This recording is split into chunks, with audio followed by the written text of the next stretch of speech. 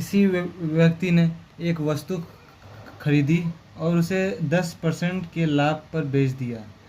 यदि उसने वस्तु को 20% कम मूल्य पर खरीदा होता और उसे 1000 रुपये और अधिक में बेचा होता तो उसे 40% का लाभ मिलता। वस्तु का क्रय मूल्य ज्ञात करें। तो इस क्वेश्चन में हम देख रहे हैं कि किसी व्यक्ति ने एक वस्तु खरीदी और उसे 10% के लाभ पर बेच दिया। तो सीपी हम हमेशा की तरह 100% ही मानेंगे और 10% के लाभ पर बेच दिया तो हमारा एसपी हो जाएगा 110%।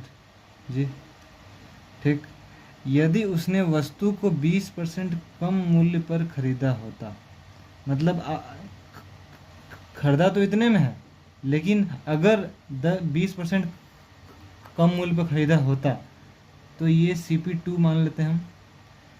100% से 20% कम यानी कि 80% पर खरीदा होता।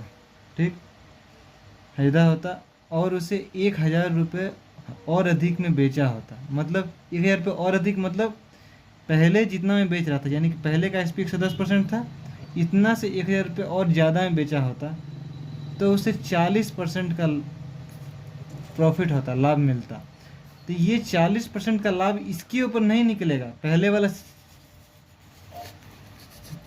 सीपी पर नहीं निकलेगा। ये 40% का लाभ ये दूसरा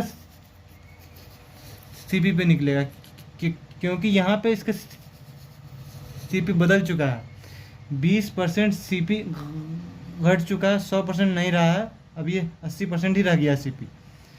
तो ये 40% का लाभ भी इस पर ही निकलेगा। तो 80% का 40% अगर भी हम फाइंड करेंगे तो 32% होगा और 32% प्रॉफिट जाना है इस पे। तो हमारा SP2 जो है इसमें 32 ऐड हो जाएगा, 112% होगा, 112%। तो 80% में खरीदा और 112% में बेच दिया।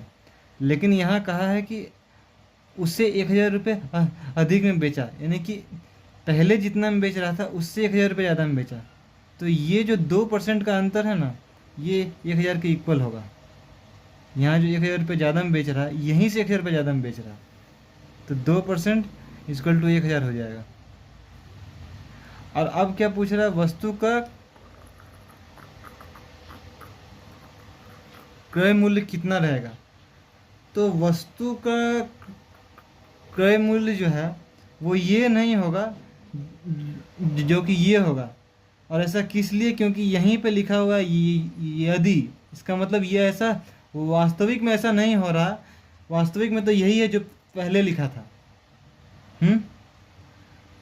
तो अभी आपको ये बस पता लगाना है कि वस्तु क्रय मूल्य असली ये होगा, ये नहीं, क्योंकि ये माना हुआ था, वास्तविक में तो यही क्रय मूल्य है।